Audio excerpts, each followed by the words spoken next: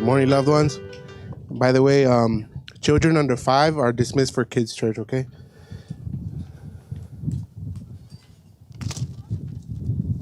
You better be under 5. Stop. The text we're going to be in this morning is found in Revelation chapter 13, verses 13 to 18. Let's follow along. And it says as this, he also performs great signs, even causing fire to come down from heaven to earth in front of people. He deceives those who live on the earth because of the signs that he is permitted to perform on behalf of the beast, telling those who live on the earth to make an image of the beast who had the sword wound and yet lived. He was permitted to give a spirit to the image of the beast so that the image of the beast could both speak and cause whoever would not worship the image of the beast to be killed. And he requires everyone, small and great, rich and poor, free and slave, to be given a mark on his right hand or on his forehead, so that no one can buy or sell unless he has the mark, the beast's name or the number of his name. Here is wisdom. The one who has understanding must calculate the number of the beast, because it is the number of a man. His number is 666. As a statement about this, look, you're going to probably have to listen to this sermon a couple times, okay? I'm unpacking things that like people write entire books about in about 45 minutes or so. So if you feel like I got like 20 or 30% of this, then just you can hear it again. Secondly, there's a whole lot of complicated things in here, like B666, Mark, and all this stuff. So just give me some time to untie these knots for you and to apply them. But fair enough. Listen to it again, and let's untie this slowly because there's a whole lot to untie. But let me just say, just reminding us, is that things are not as they seem according to the book of Revelation. You want to say, what's Revelation? What is the theme of Revelation? Things are not like they look like. Chapter 12, right before chapter 13, brings us into like this behind the scenes, Jesus, the seed of the woman, and the dragon who is the serpent, like under the ground, behind the scenes scene that really is most defining of everything that we see. And we're learning two things in these chapters. First, we learn how God works through Christ coming into existence. And now we're learning how the devil works through beast. And beast is simply anybody at any point in time who is this state-like, national-like, civil figure who the devil uses to advance his causes. And so this is the fourth message about the beast and his thing in chapter 13. And I'd say what is unique about this verse is that this is describing his religion, his worship, his BCO, Book of Church Order, his liturgy. This is the religion of the dragon and the beast, and how he gives us a new view of ultimates, a new view of what man is, a new view of what's wrong with man, a new view of what worship is, what identity is, what purity is. And he has all of these signs and symbols that accompany his religion. And I think I've been a Christian long enough, I've been around long enough, I think we have a minimalistic, superficial view of the devil. The devil is a lot less horn-like, Hollywood-like, and he's a lot more messianic-like than we realize. He's a good counterfeit. He is not a bogus, obvious counterfeit. So as we're thinking about the beast and his bogus religion and what it looks like, here's the first point. It looks like a religion of redefine and restart. Redefine and restart. He performs signs, great signs, even causing fire to come down from heaven to the earth in front of the people. He deceives those on the earth because of the signs that is permitted for him to perform on behalf of the beast, telling those on the earth who made an image of the beast, who had the sword wound and yet live. And he was permitted to give a spirit to the image of the beast, so the image of the beast could both speak and cause whoever would not worship the image to be killed. Now, in order for us to understand all this beast, image, and spirit, we have to understand what John is doing and what he's showing us by using these terms. Now, you know where we see beast, image, and spirit all over in the Bible? In the first 2 chapters. God uses beast to talk about the animals multiple times. God uses image multiple times in the first 2 chapters, right?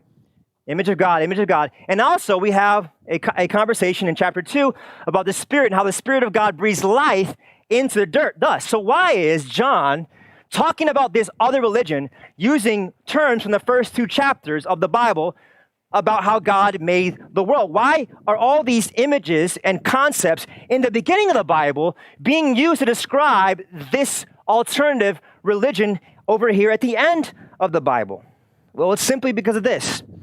The devil, through his beast, is looking to make a new version of reality, a new version of creation, a reset of what he thinks the world should be started with. Okay? The devil is interested in creating a new storyline that gives another angle of the beginning. See, listen, if you can flip and twist the first chapter of existence, then you can flip and twist what happened in the fall. You can flip and twist what happens in salvation, and then in the future. If you change the first scene, if you redefine how everything started, then you can pervert everything else. So the beast and his religious minion, his homeboy who has lambs little like horns, he is recruiting reality and recruiting everyone else to make this new version of creation that reflects himself.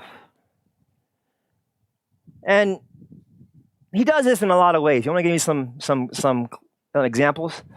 So how did God make things in his image? He made men, male and female, in his image, right? So the devil and the beast has a reset creation ideology that says all that stuff about man reflecting the glory of God in distinct genders, that don't exist. That don't exist. Actually, that whole gender conversation is a bad conversation. And so he begins to, through the state and ideologies, destroy and distinguish the categories that God has given us for a reset of creation and a new version of what's wrong with the world and a new version of what needs to be made right. God makes man how? He makes man in the image of God. That is what is emphatically true about you. You reflect the character of God. But the beast says, let me have a reset ideology and try to pitch to the world that what's most defining of you is not that you're made in God's image, but what most defines you is your color, your economic brackets, and your social constructs. Because he wants to redefine the first phase to recreate a new reality that has nothing to do with us being most distinctly image bearers, but something else or someone else. God makes creation. How? He makes creation by sexuality being understood as one man and one woman being in a covenant before God. That's what we see in creation. So the devil's like, I need to reset creation, so I'm going to make sexuality different according to whatever I want. Men with men and women with women, and you with your boyfriend or whatever. I'm going to make this new world of creation because I'm really after a new salvation. So I got to restart creation and redefine sexuality and redefine marriage. You see, this is what the beast is doing. He's trying to give us a new view of how things started so he can make the whole thing different in the end. Or how about this? At the height, what's the climax of creation? It's a man and a woman in covenant, a family. And God says, I want you to basically reproduce this thing all over the planet. So at the center of creation is family. And you know what? Government doesn't come till when? Genesis chapter 9. Way later we get government.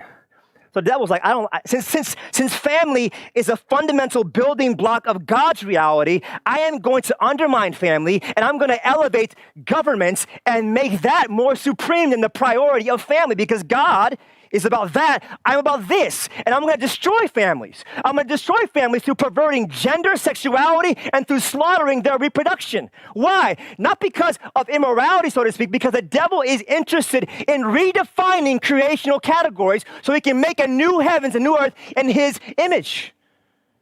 The beast is interested in a restart, which means he has to redefine with his ideologies by the state things. I'll give you one more example. You know when God made man from the dust, he made him in the image of God, right? Means that we started with the image of God. That was like, nah, I want to reset. So guess what? Man was not made in the image of God. He was made as an amoeba, and then he became a frog, and then he became an ape. And then somewhere down the line, he bore God's image. Why is the devil so interested in that? Because if you start with image bearing, you lead to God. If you start with something else, you go somewhere else. This is not about science and biology. This is about a restart of reality. And you know what? We can't just have good salvation doctrines. We have to have good creation doctrines. We don't know what salvation is if we don't know what the first phase of reality that God made is. Scene 1 will always lead you to understand what scene 2, 3, and 4 is. Look, we all know that we need to change, okay? We all know that there's something wrong with creation. But what we don't need is reset. We need somebody to remake reality as it was made originally. We don't need someone to redefine creation, recreate creation in some kind of humanistic image and just move on. We need somebody to clean the mess of creation. By how? By Jesus Christ entering into creation and him fulfilling God's righteous desires for creation and him reliving our creation story as a perfect image-bearing man, and then him going to a cross to remake reality that was good by his crucifixion, then entering into a tomb and being resurrected. We need to be remade in that solution, not the beast's reset ideology. Listen, there's a reason why creation starts with the garden and ends with the garden in chapter 22, if you ever make it there. And Jesus was crucified by a garden and buried in a garden. You know why? Why does all the language of garden in chapter 1, why is it all surrounding Jesus being raised?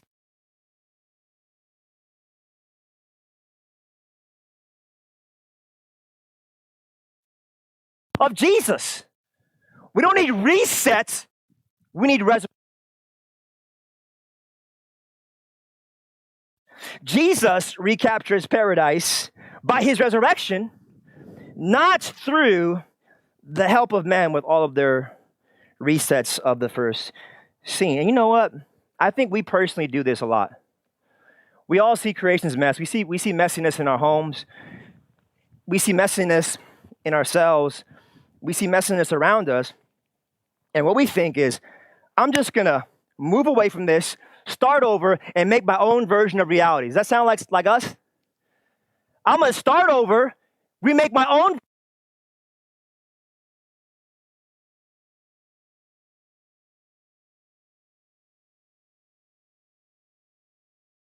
resurrection. You need to bring the power of resurrection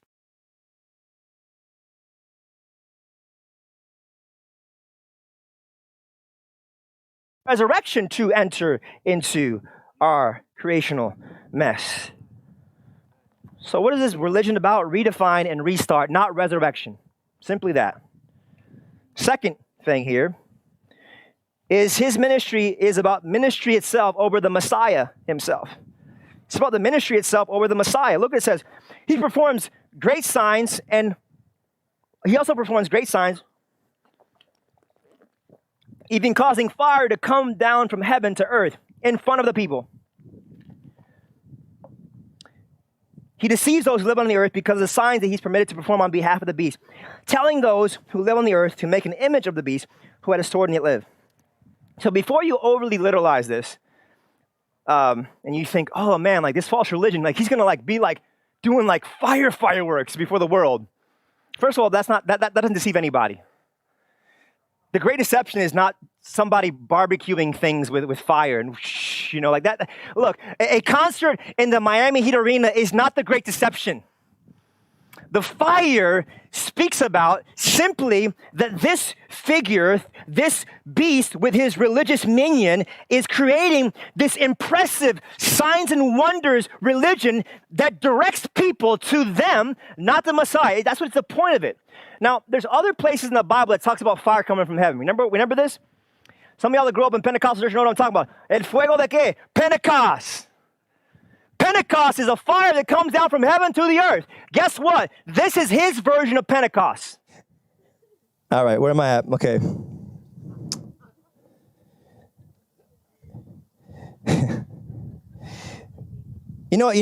Yeah. So basically, this ministry is all about earthly power. I'm going to give you some examples in Miami. Like, how many of you guys know King Jesus Church? Remember when they had a Trump rally in their church? Oh yeah, el poder de Dios, Trump. Now, let me tell you something. Does that exalt God or men? Men. Now, I'm not making an anti-Trump statement or even making Trump. I'm talking about the church thinking that power and authority and dominance and prominence is humans of any kind. That's what I'm making a point to say. Look at them. And beloved, if the ministry, the ideology of the beast is I, what is our ministry? It's all he. Look at Christ. Look at his atonements. Look at his resurrection. Look at him hanging before heaven and earth and shaking the earth by his actions. Look at his body broken. Look at his ascension. Look at his promise. Look at the temple of his body. Look at his forgiveness. Look at his miracles. Let me tell you something. The true church is always impressed with the primary miracle of Jesus Christ being raised from the dead as the head of the new humanity. That's the true church. The compromise, beast influence church is always making much of their smaller signs and wonders and saying, look at us, look at us, look at us. We say, look at Jesus Christ. Look at the miracle of him. Look at his empty tomb.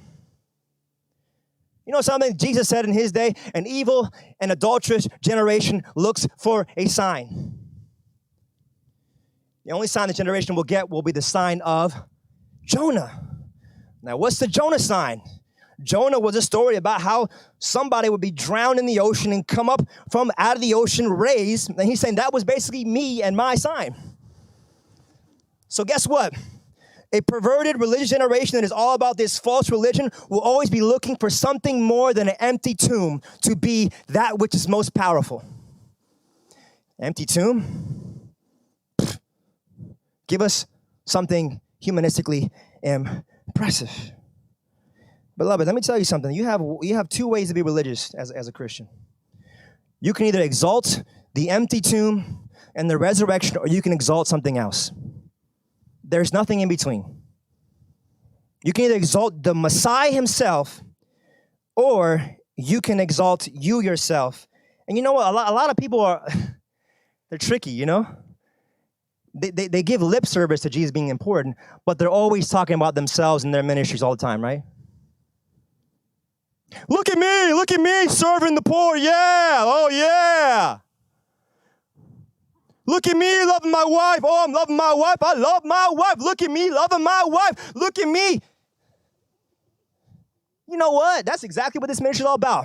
El fuego del hombre, the fires of man. Look at us, look at us, look at us. We say, look at Christ. I'm nobody, I'm nothing, I'm background noise. I am nobody. Christ, look at him. What is this religion about? It's just elevating man instead of elevating Jesus. Some strange fire.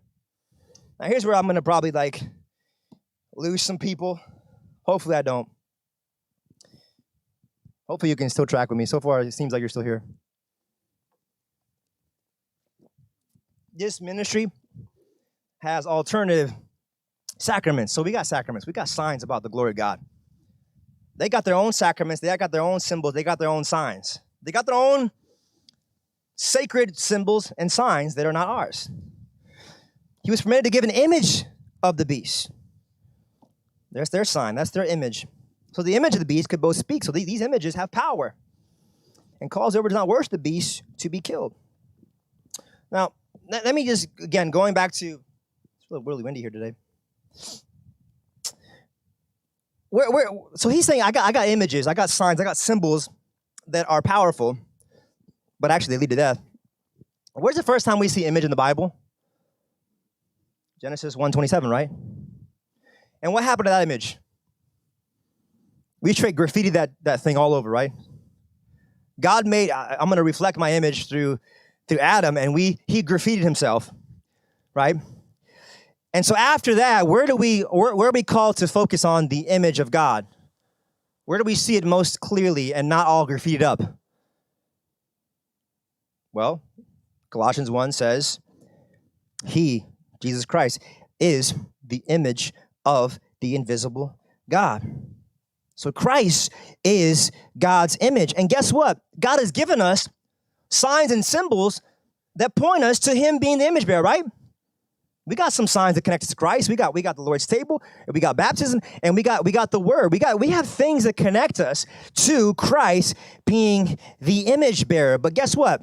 The beast has his own signs and symbols and images that don't connect us to the power of Christ, but they connect us to the power of human ability and human ideology and human agendas. They are sacred signs and symbols that are not about the supremacy of God and the Lamb. They are images and signs and symbols that connect us to anything else.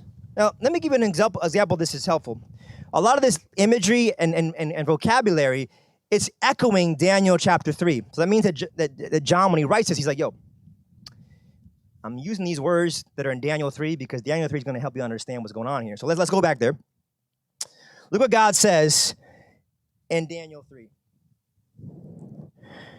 King Nebuchadnezzar made an image of gold whose height was 60 cubits and its breadth 6 cubits. He set it up on the plain of Dura in the province of Babylon. Then King Nebuchadnezzar sent to gather satraps, the prefects, the governors, the counselors, and treasurers, the justices, the magistrates, and all the officials of the provinces to come to the dedication of the image that King Nebuchadnezzar set up. So basically, look, I got this symbol and sign that's really sacred to me, and I want y'all to appreciate it with me. Then the king, satraps, prefects, and governors, counselors, and treasurers, and the justices, magistrates, and all the officials of the province gathered for the dedication of the image that King Nebuchadnezzar had set up. Then the heralds proclaimed loudly, you are commanded, O peoples, nations, and language, that when you hear the sound of the horn, the pipe, lyre, trigon, harp, bagpipe, and every kind of music, you are to fall down and worship the golden image that King Nebuchadnezzar has set up.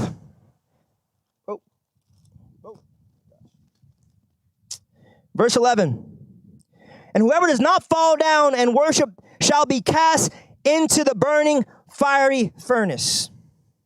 So basically it's like this. Look, I have these sacred things that are sacred to me, and you better participate in them. You better be involved in them. You better show them some respect. And now, going to like the original audience it was written to, you know what their experience of this was? See, in the Roman Empire, the Caesar was worshipped as God. And so everybody had to, go to like a certain place where he was worshipped, and you had to make a little offering, put a little candle, un poquito de incense to, pay your tribute. Simple enough. This is what he does. He basically has these signs and symbols that tell us, hey, church, I want you to have as a part. So you guys got word, water, and a table. Just add a few more of our signs about what is most supreme for us. Go ahead. Go and, you can go and do your stuff, but make sure you participate in our religion. Make sure you give respect to our images and our icons and our figures.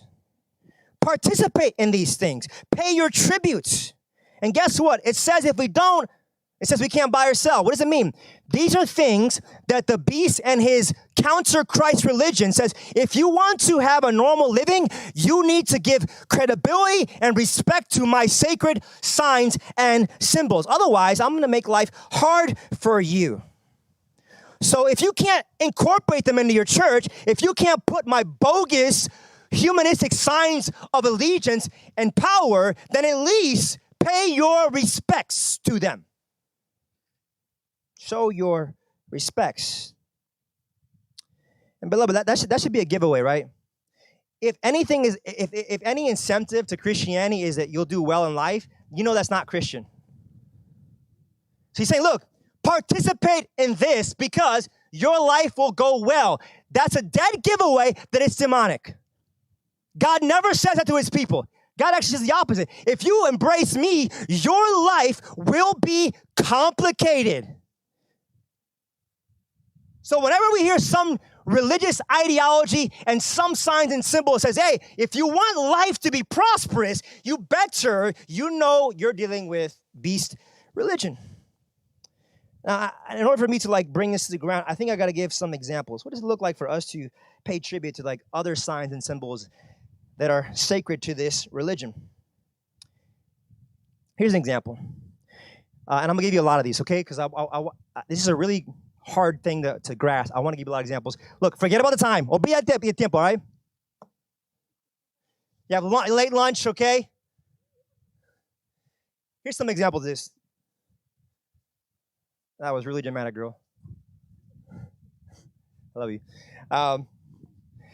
So in England, around the times of after the Reformation, the English church said, "Hey, yo, you guys over there that are preaching, make sure that you guys you use our books for you to preach. Otherwise, you're going to close your church. Just give tribute to the supremacy of something other than the Bible, and it's okay for you." Or, I'm speaking this from what I've heard from families in communist Cuba. Hey, church, y'all can be a church, but pay your tribute to our image, which is Fidel Castro.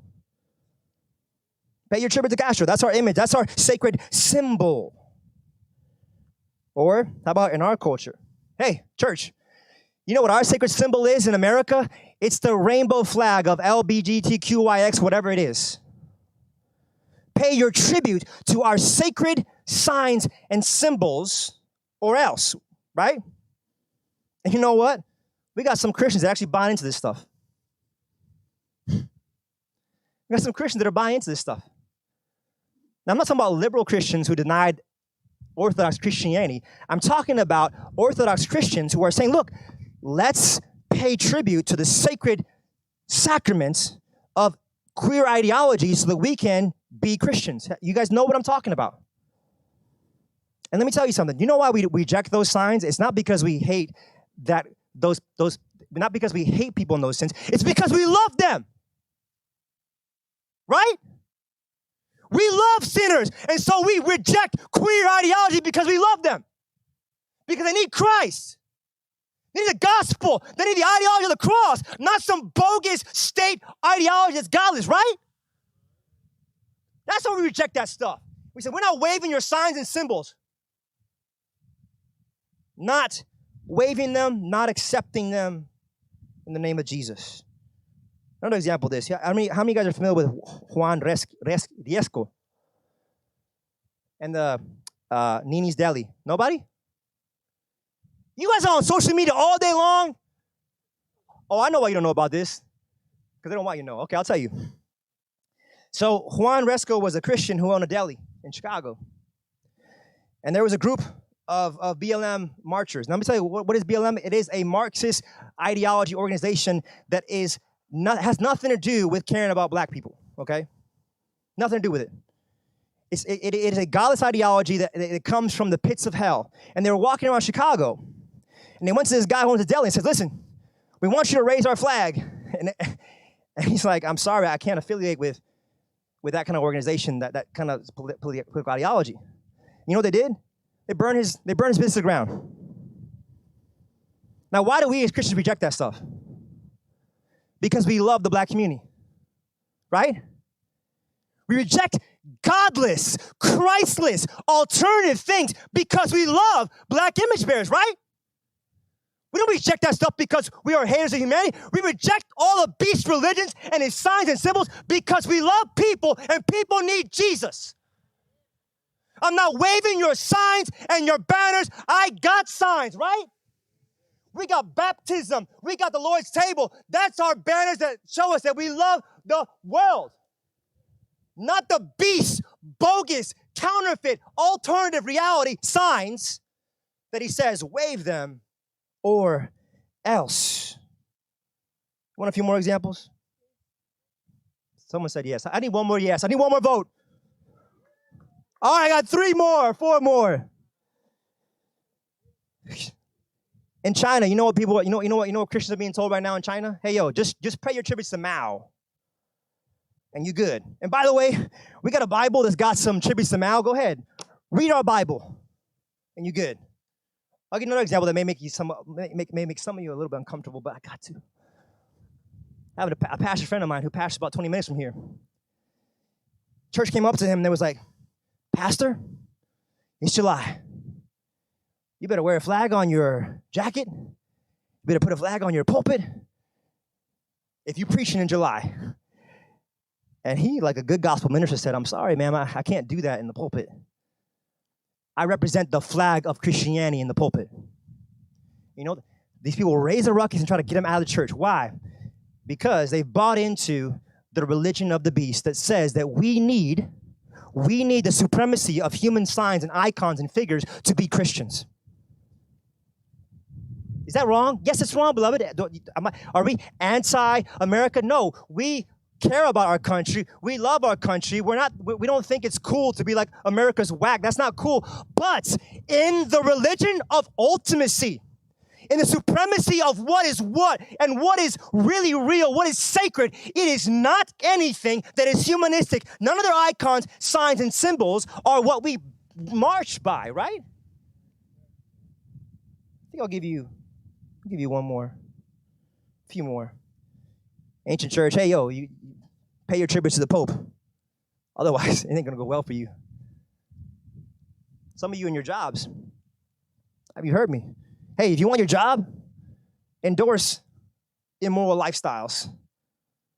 Endorse it. Celebrate it. It's not even that you have, they're telling you to hate it. They're saying you need to endorse our sacred signs and symbols for you to have a job.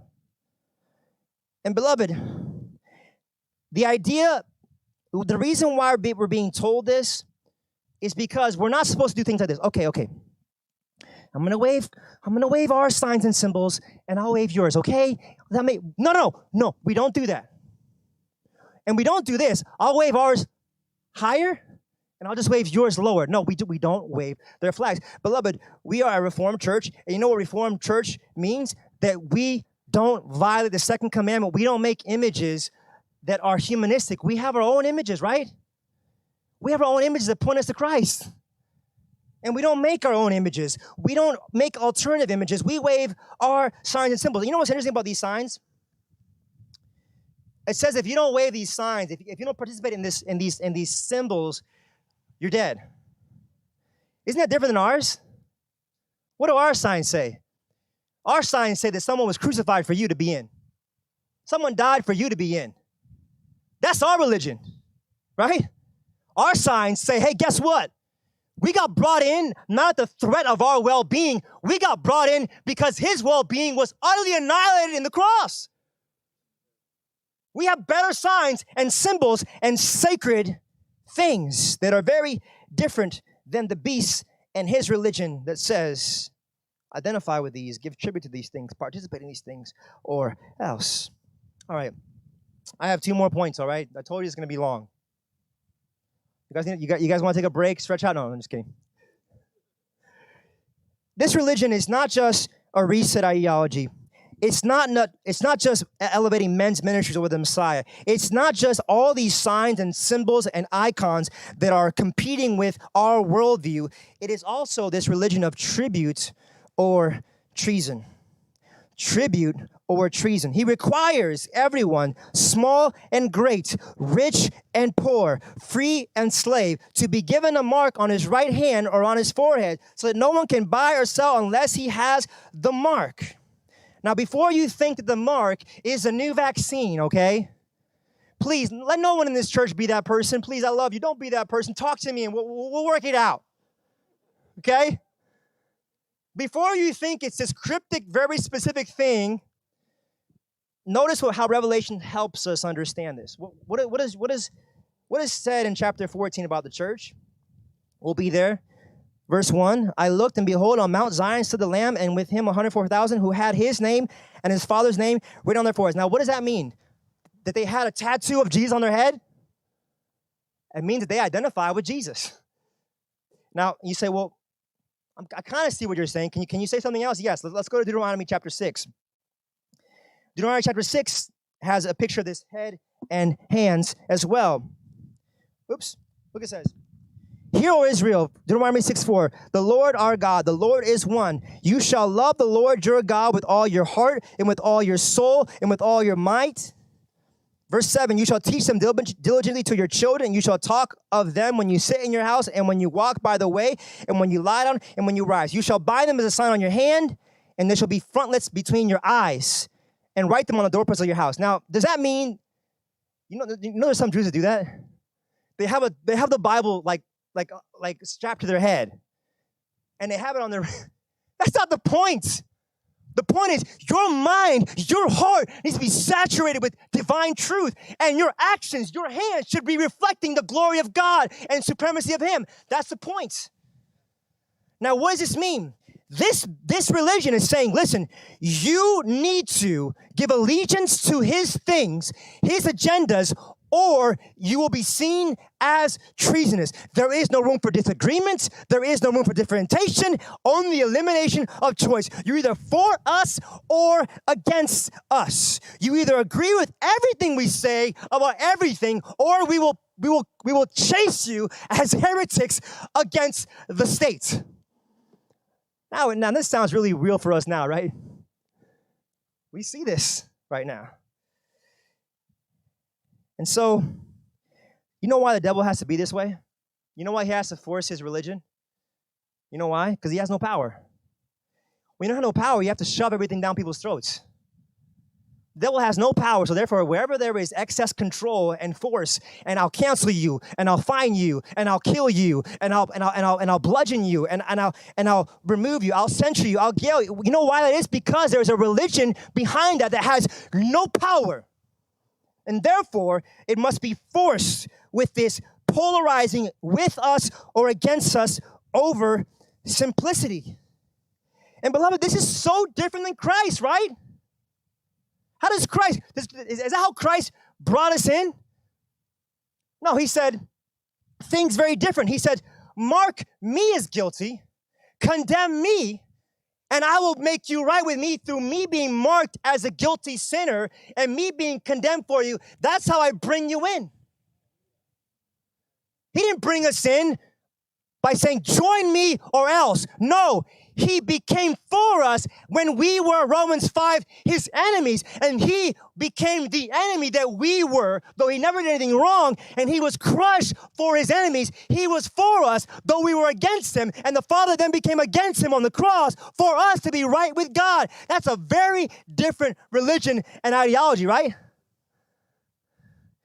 He didn't say, give me allegiance or I will destroy you. He said, I will give God all the allegiance that you should give in your place. And I'll give you credit for my 33 years of obedient allegiance for you. And guess what? I will become the treasonous one that you are. And I will be crushed on the cross in 6 hours, which represent the eternity of sin that you would commit and be punished for. And I will bring you in by being for you, though you were against me. Now listen, if we were saved that way, then what do we do when this religion comes and says, pay your tributes or else? What do we do? You know, there's a really helpful verse in Daniel 11. Daniel is very similar to Revelation. In some sense, Daniel is anticipating Revelation. Revelation is just finishing all the details. Daniel 11:32 says, talking about the Antichrist and the beast and all of his stuff he's always doing, he shall seduce with flattery. Flattery religion is satanic, according to Daniel. He will seduce with flattery those who violate the covenant. But those who know their God shall stand firm and take action. So remember Remember what Daniel's crew said when the beast said, hey, pay tribute to our religion, our sacred symbols? What did they say? I guess we're going to die.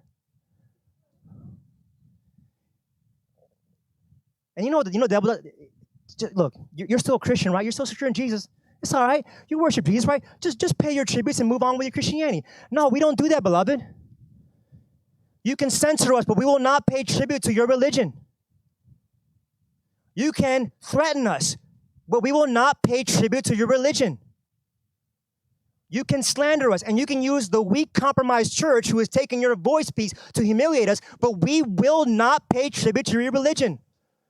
You can fine us, you can jail us, you can imprison us, you can kill us, but we will not pay tribute to your religion. We can't. Jesus died for us. He died for us. That means that he owns me. I am his slave. I am his slave. Paul says, I cannot pay tribute to any of your things. And you know what? Right now we're being pressured. We're being pressured to give tribute to these things. And let me ask you something just to give personal application. I'm actually getting to my last point. I told you to be patient with me. How do you deal with people in the church? Do you deal with people in church? It's like, look, this is my perspective. You better embrace it, or else I'll cancel you in some way. Is that how you act? But what about in the home? Allegiance to me or else. My way or else. My things or else. My things that I like and prefer or else. I notice about Miami. Like a lot of us, like we're raised in like the culture of Miami, which what the culture of Miami is. Loyalty to me or else. You either worship me or else. You either revolve all your life around me or else. You either bow to all the things that are important to me or else. Beloved, that is demonic. That's demonic Christianity. That's demonic family. We don't live that way. We are so free in the gospel that we can be truthful, we can be honest, we can be Christ-centered, and we don't have to always make everything about being personally allegiance to us for things to be right. We are very different. And if that's you, beloved, if you're one of these people that walks around church always giving people ultimatums and intimidating people to join your team or else, that's what grace is for. That's what grace is for. That's what Jesus' signs are for. Tribute or treason is their religion. Here's the last point. My last point. And this is the 666. You ready for 666?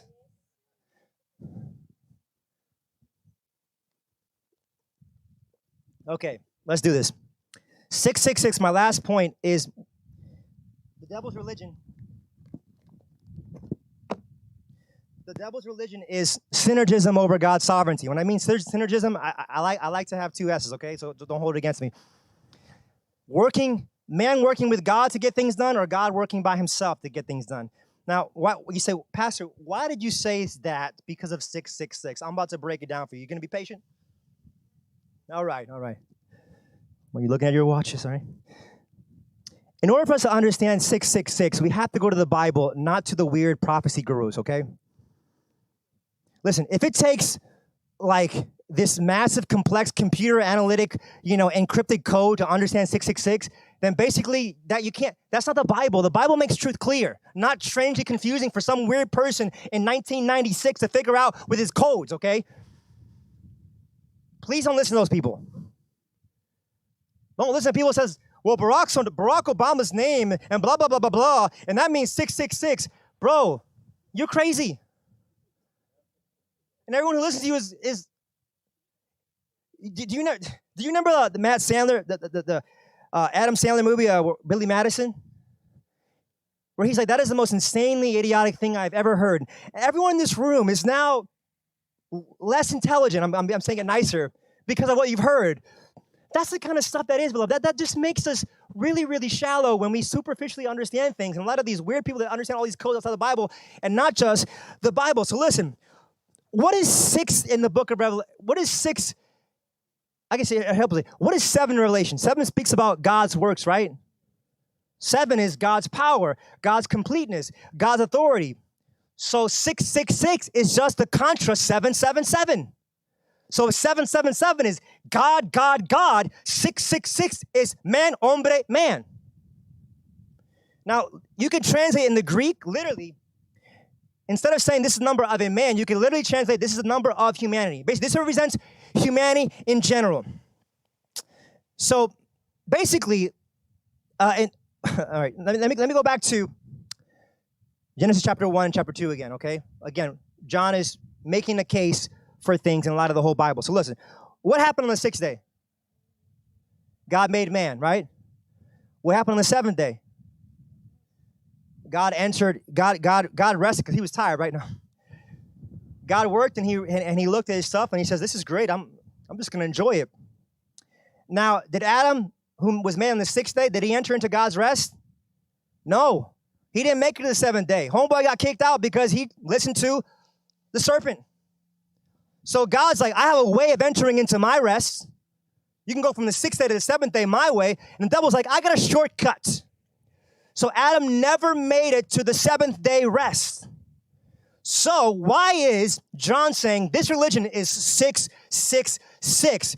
This is a religion that tries to enter into God's final rest by man, by himself. This is independent, self-sufficient, without God religion that tries to make it into God's rest, not by 777, but by the Holy Trinity of man, assisted by the dragon, the beast, and the false prophet.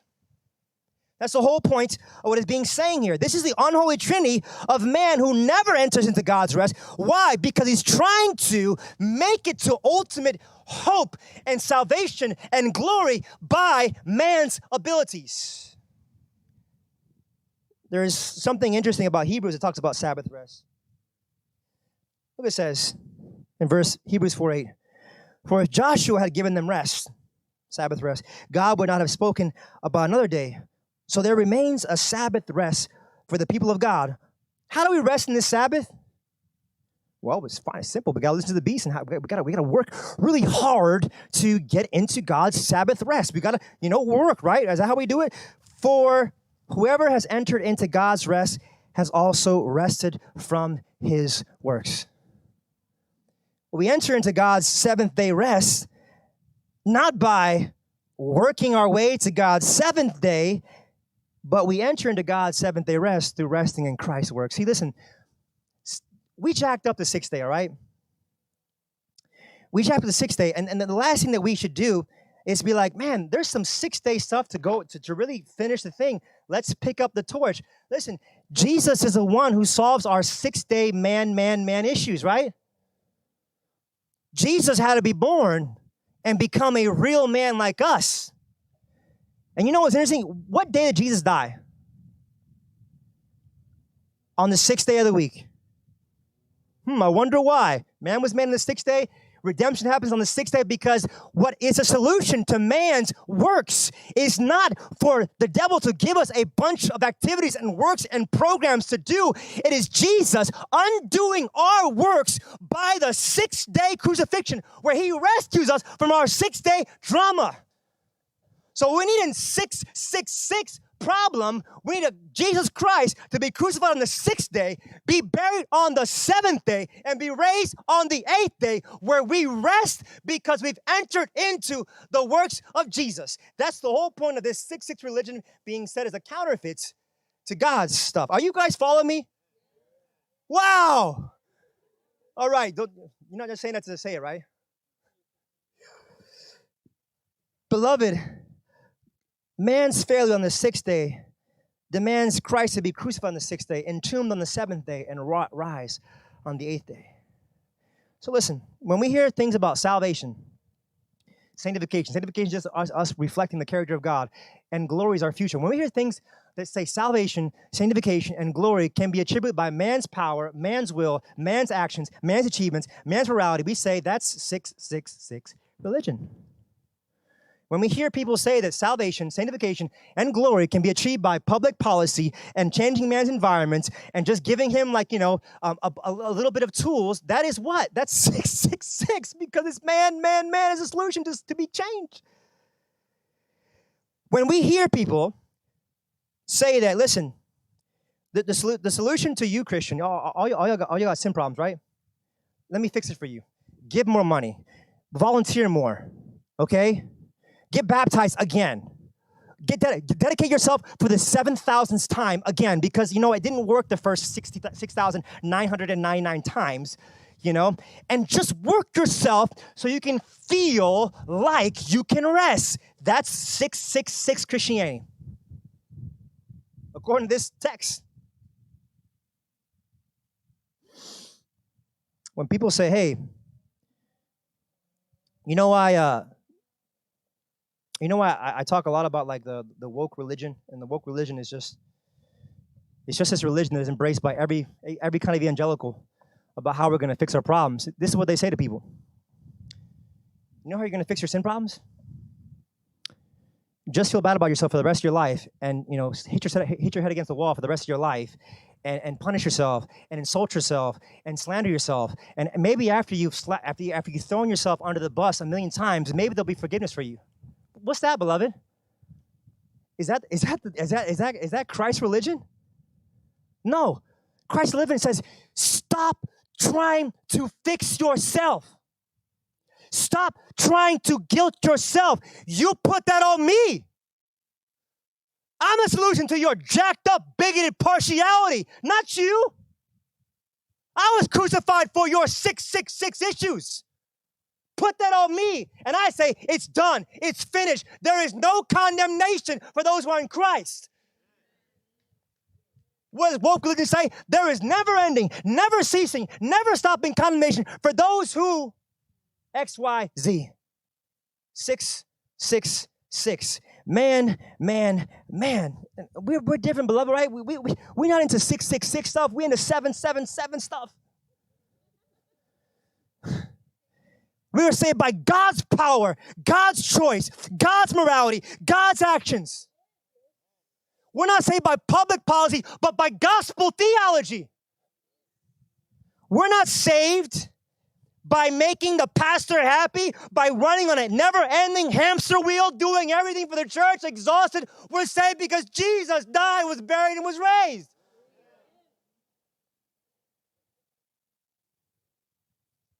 Jesus died on the 6th day. He was buried on the 7th day. He was raised on the 8th day. That is our religion. That is the wisdom that we embrace. None of this 666, man, times 3 with the beast and Holy Trinity. No, we have our 3 days that save us. So, beloved, you know what's interesting about what I just explained about this religion? Is it's in all the religions. You know what I'm saying? Y'all looking for like this one religion that, no, this hijacks. That's why at the end of Revelation it says, Babylon, the mother of harlots. This infiltrates everything. And so it's not Judeo-Christianity and vague Christianity and then versus Islam. It's biblical Christianity versus everything else. There's a lot of people that are so-called Christians and don't believe a whip about what the Bible says about what is most important to believe. This is the religion of the beast. And this is how we see it. And Rick will preach next Sunday. And I will go into chapter 14, which is more of a counter to chapter 13 the following Sunday. So let me just pray and move us to one more psalm. We're going to thank Jesus that we resting in 777 and not 666 after I pray. Heavenly Father, I thank you. I thank you so much that these subtle, these secretive, these confusing, these elusive, these evasive things that are so appealing, they're so drawing, they're so alluring, have a supernatural, inspired, perfect commentary so we could recognize the religion of the beast and we can understand the religion of our beloved Lamb, our Christ. Father, I pray that your people would have this wisdom and understand these things more and more. Amen.